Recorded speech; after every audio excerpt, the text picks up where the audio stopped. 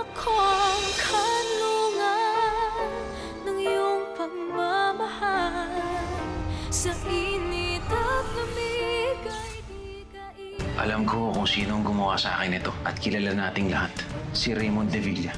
Ang totoo niyan, nakita rin siya ng kasama ko. Nagkabarilan pa nga sila eh. Gusto lang din namin i-verify sa inyo. Kung sino man yung pinakulong natin, hindi si Raymond yun. Paano niya nalamang hindi ako si Raymond? Ang gulo na naman si Raymond sa labas habang nandito ka. Maski nga si Alan magpantay, sinasabing hindi ka ang Raymond na yun. Bakit niyo siya dinala dito? Ma'am, hindi po si Raymond to. Si Samuel po ito. Gusto lang po kayo makausap. Sinabi ho sa akin ng mga pulis na kayo daw ho nagpatunay na hindi ako si Raymond. Pasensya na rin kasi kung ano-anong masasakit na salita yung sinabi ko sa'yo. Ang importante ho, kasama na ho kami ng anak ko. Salamat ho sa lahat. Sorry kasi hindi ako naniwala sa'yo nung sinabi mo sa akin na hindi naman talaga si Sir Raymond yun. Naiintindihan ko. Pero sana, Christian, niwala ka rin talaga na sinupeno ni Black Lady. Hindi ko alam yung mga pinagagawa ko nun. Alam mo, apakalanding mo talaga! Parang kang langaw! Halika na ako, nakatapo ka na agad, ha? Bago ka manumbat, alamin mo muna yung totoo. Hindi si Diego yung pinunta ko dito, Cheska. Nandito ako dahil na-ospital yung tatay ko. Sino ka? Si Jessica? Cheska! Anong Rizal? Miss mo na ba ako agad? Anong ginagawa mo sa kwarto ng tatay ko? Kung may away tayong dalawa, Cheska, sana sa ating dalawa na lang yun. Wala na akong pakialam sa'yo o sa pamilya mo. Okay, pwede ba, Rizal? Bahala na kayo sa buhay niyo. Magsama-sama kayo! Nandito talaga si Black Lady. Anong gusto niya, Diego? Kailangan natin siya mapigilan bago pa siya makagawa ng masama ulit. Pero ang tanong dyan, nasan si Black Lady? Hindi kaya kay Cheska? Kanina nung tinignan ako ni tatay, parang iba yung tingin niya sa akin. Parang nakikita niya talaga kung sino ako. Hindi kaya nabuksan yung third eye niya dahil sa near-death experience niya? Huwag kang lalapit sa kanya, baka mabuking ka. Wala sa bagay, hindi ka naman talaga makakalapit dahil lagi nga nandoon si Crisan. Ma'am, andito na po mga bisita niyo. Bakit niyo ba ako tinatanong tungkol sa kay Black Lady, ha? Dahil ginamit niya yung katawan ni Diego para magkasira kami. At alam kong ikaw ang malapit sa kanya, Cheska. Alam kong kasama mo pa siya. Nasaan siya?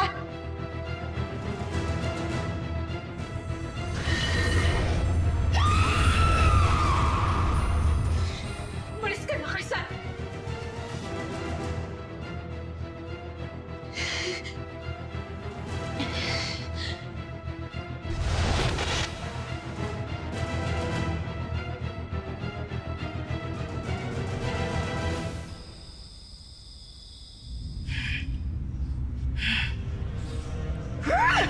Hinayupak yung kampal mo! Napakatalino! Ikaw nga humabol ka rin minsan. Aral-aral din at napakaraming oras. Di ka nakakatawa, Black Lady! Sino nagsabi sa yung patawa yon? Hindi! Talagang mas matalino yung kambal mo kaysa sa'yo. Hindi pa rin siya matalino. Dahil ikaw lang naman ang nabuko niya. Wala siyang kaalam-alam na ako talaga to. At hindi si Cheska! Sige na. Ikaw na ang lamang. Kaya yung plano ng kakambal mo. Ano na't alam niya na nandito pa ako?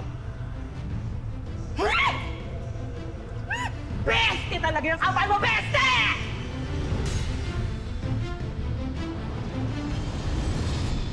Ibig sabihin, sumapi nga talaga sa'yo si Black Lady? Meaning, siya talaga yung nakahalikan ni Cheska? Ew! Diego, kailangan natin siyang mapaalis. Pakiramdam ko hindi siya titigil agad, hindi niya tayo nasisira. Baka nga ikaw pa rin ang favorite target niya, friend. Ito naman kasing si Cheska eh. Magpapagamit pa rin, hindi na natuto. Kahit ilang beses lang targetin ni Black Lady, wala siyang magagawa sa'yo kasi nandito ako. Nandito kami ni Nori para protektahan ka. Sus! Dinamay pa ako. Ang gusto mo lang naman sabihin, hindi mo pababayaan si Frenny. O basta, Diego, ha? Hindi mo talaga nilalandi si Cheska, ha? Bad yun, wag ganun. Saka, nangako ka na kay Christian na siya lang talaga, eh. Oo naman. Buti naman. Now, back to the problem. Paano nga ba natin papalaya si Black Lady? Pwede ba tayo humingi ng tulong kay Sir Sander ulit? O sir, dahan-dahan lang po. Kayang-kaya niyo pala. Basta huwag niyo pong kakalimutan mag-exercise kahit pa konti-konti lang. Maraming salamat ha. Actually, gusto ko na rin talaga gumaling. Ayoko kasing mag-alala yung mag-ina ko eh. Gusto ko ako nag-aalaga sa kanila. Kaya pala hindi niyo naginising si Mrs. Sir. Oo, alam mo, kagabi, napuyat yun sa kakabantay sa akin. Kaya hayaan na lang natin makatulog muna siya ngayon. Ang sweet niyo naman po, sir. Tara po, tumpo na.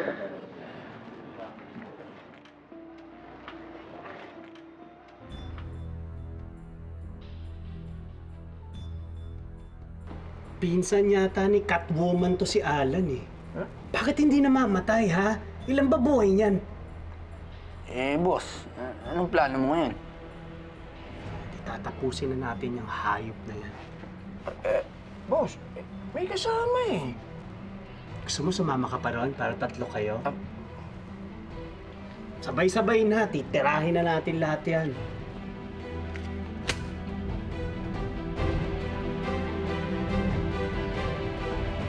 Tatapatin ko na kayo. Di ko kayang labanan si Black Lady. Masyado siyang malakas. Pag sinusubukan natin, ginugulo niya tayo. Pero paano yun, Sir Sander? Mukhang nagbalik na naman siya. At sigurado akong may masama na naman siyang bala kay Crisan.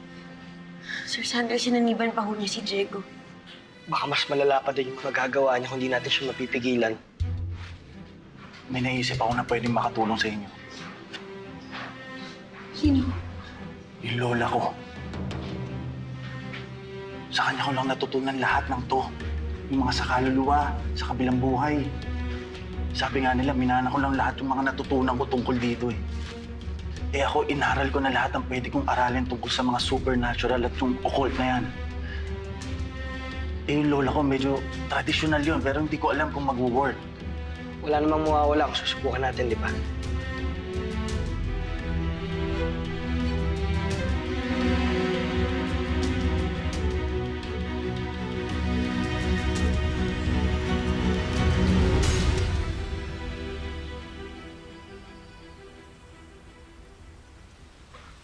Mukhang ito na yata yung bahay na sinasabi ni Sir Sander.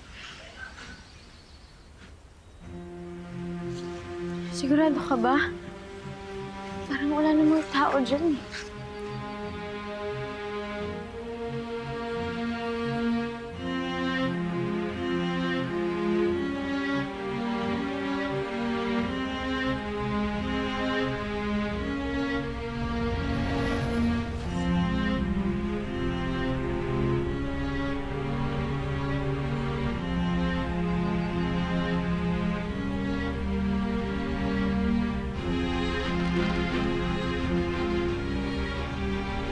Lola Magda?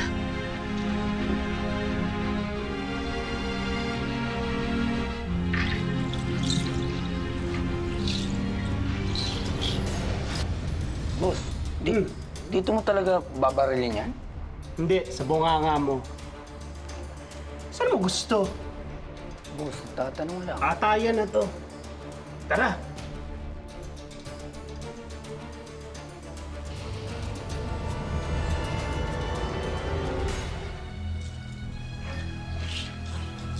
Tao po?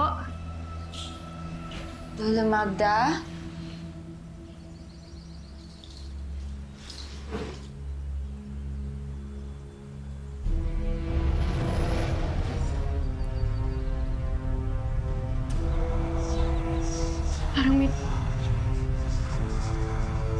Parang may tumatawag sa akin galing sa salamin.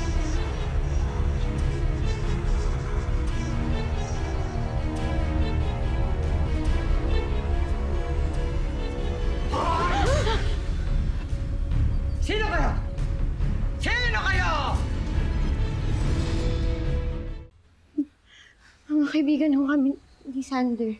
Sander!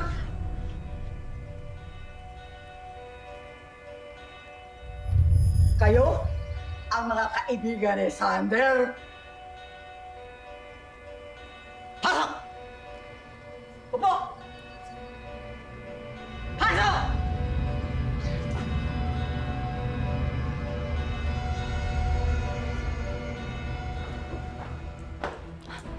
Dr. De Villa, ikaw nga. Pinaghahanap ka na ng mga pulis. Doc Bravo, si Dr. De Villa.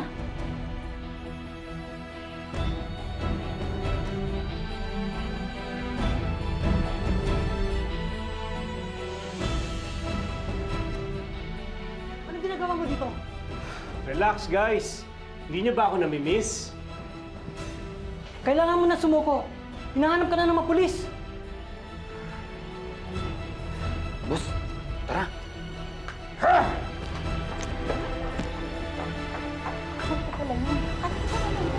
Upo.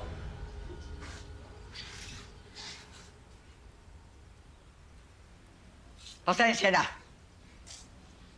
Nagparte ko ng manok. Nagkatay ako. Diyan sa labas.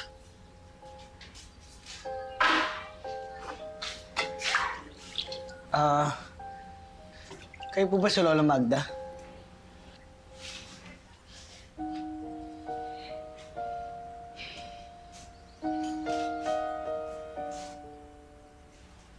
Ikaw! Sinasabi ni Sander, bata ka pa lang, iniikutan na ng maitim na espiritu.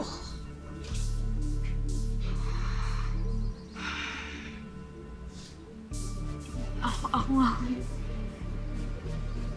Yung itim na espiritu ho na sinasabi ninyo. Kinaibigan niya ho yung stepsister ko. Pati ho yung kakambal ko. Ito ho si Diego. Sinapian na rin ho ng kaluluwang yun. Lola, natatakot ho ako sa kung ano yung pwede Dapat! niya. Dapat na matakot ka. Para lalo siya magpakita, lalo magparamdam, at lalong gumamit ng mga taong malapit sa'yo. Magsama pa talaga sila pumunta dito. Ano? Pinapamukha sa akin kasi natalo niya ako, ha? Sit siya!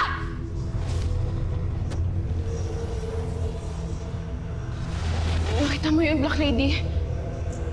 Gumalaw yung unan kahit hindi ko pa nahahawakan. Nagtataka ka pa ba? Eh di ba dati mo nang nagagawa yun nung kaluluwa pa?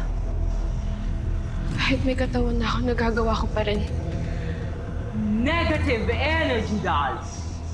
Yung lahat ng nararamdaman mong masakit at pangit, enerhiya yan. Yan ang nagpapalakas sa'yo. Kaya ipunin mo yung lakas ng galit mo. Gamitin mo yung lakas na yan laban sa kambal. Ibig sabihin, talagang malakas siya. At ibig sabihin din, gustong-gusto niyang kunin ka!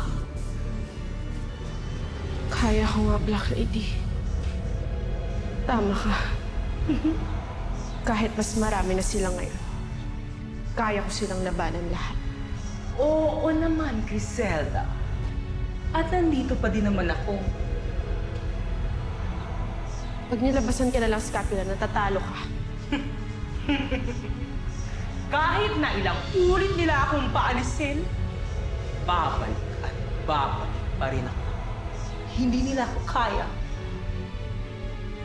Lola Magda, ano yung gagawin namin para mawala siya? Isa lang ang paraan para matalo ang masamang espiritu. Hindi nila ako matatalo. Dahil isa lang naman ang paraan para magawa nila. Ano? Secret.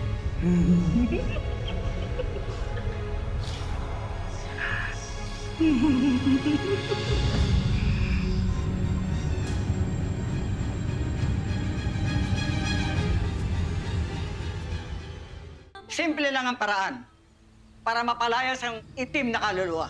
Paano ho? Paano ho namin siya matatalo? Kailangan malaman natin ang pangalan niya.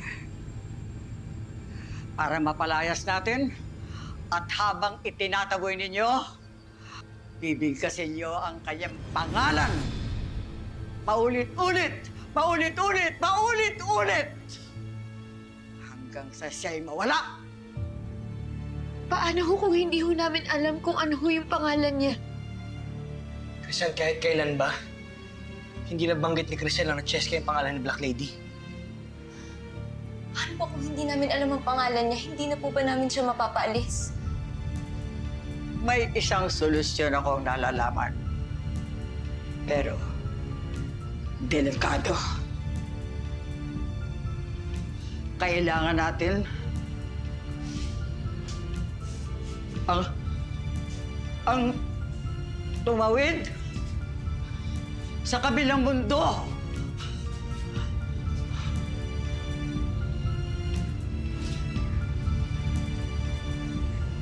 Lola, handa ho ako. Handa ho akong gawin ng kahit na ano para maprotektahan ko yung pamilya ko.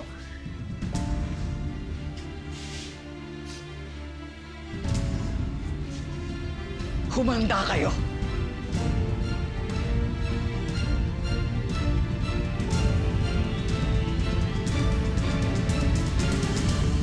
Para matuntun natin siya sa kabilang mundo, kailangan natin ng mga bagay na maghahatid sa atin sa kanya.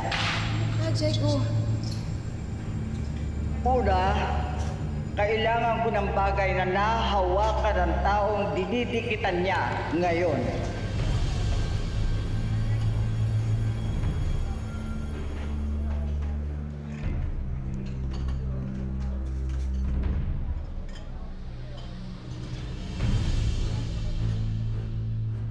Kailangan ko rin ng kampanilya at mga kandila.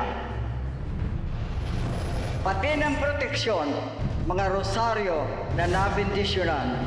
At huwag niyong kalilimutang magsuot ng itim.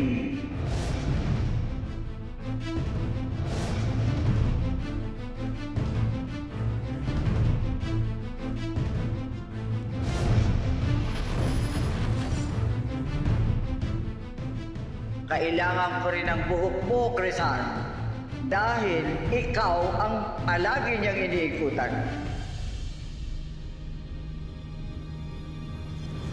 Ang huli, magdala kayo ng bagay na nag-uugnay o nagpapaalala sa inyo sa isa't isa. Balikan niyo ako bago maghating gabi. Saka natin gagawin ang ritual.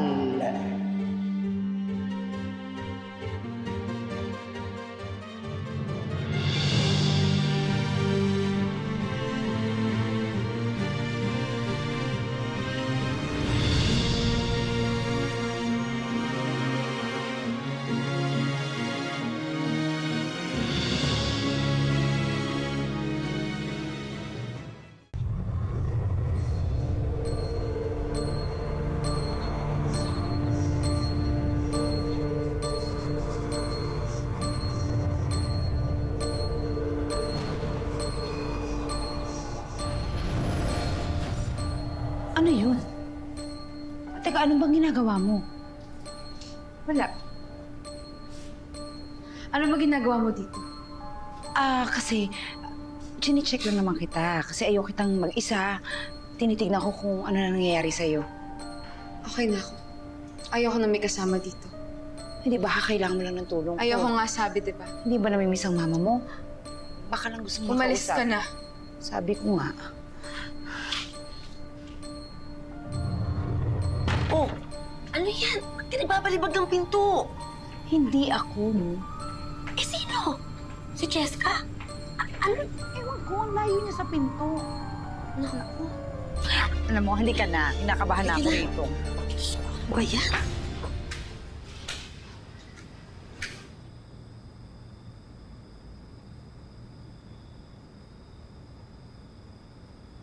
Ito lang ho yung bagay na alam kong nag-uugnay sa aming dalawa ni Diego. Akala ko tinapon mo na yan.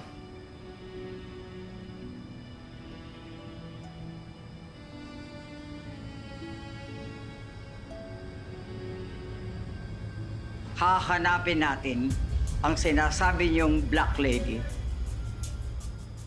Pero, sinasabi ko, delikado ito.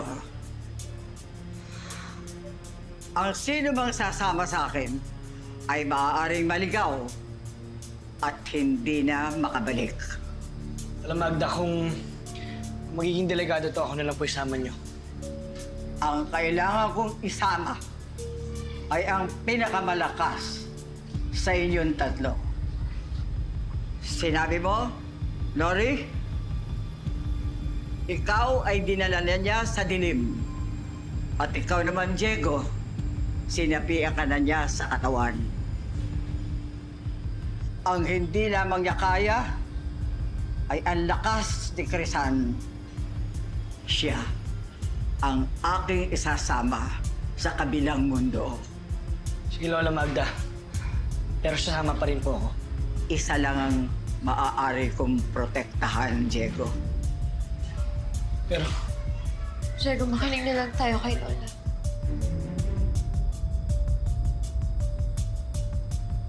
Ang importante, oras na marinig ninyo ang kampanilya. Diego, tawagin mo ang pangalan ni Crisan. Ikaw naman, Crisan, hawakan mong mabuti ang papel na nag-uugnay sa inyong dalawa ni Diego.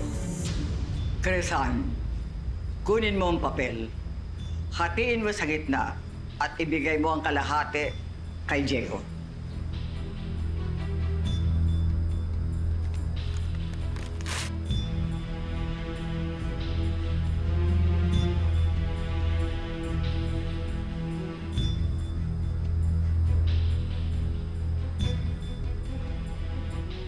Hinog na ang kabilugan ng buwan. Oras na. Mahiwagang pinto, tinig namin dinggin, mga gamit namin iyong tanggapin. Kabilang mundo, gusto naming marating, kami paraanin, yun ang aming hiling. Sabay-sabay tayo. Hiwag ang pinto. Tinig namin iyong dinggin. Mga aliw na gamit. Sana iyong tanggapin. Kabilang mundo, gusto naming marating.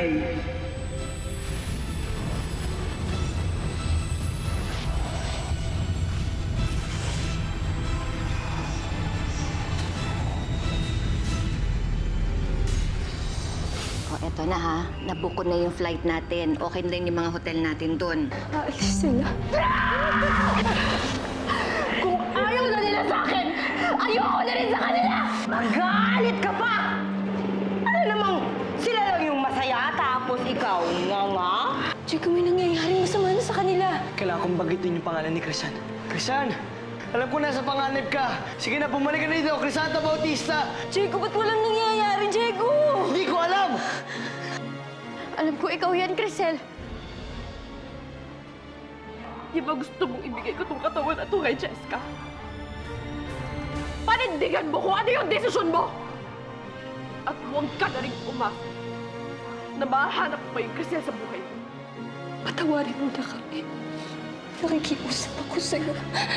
Patawarin mo na kami. Please, anak. Umuwi ka na.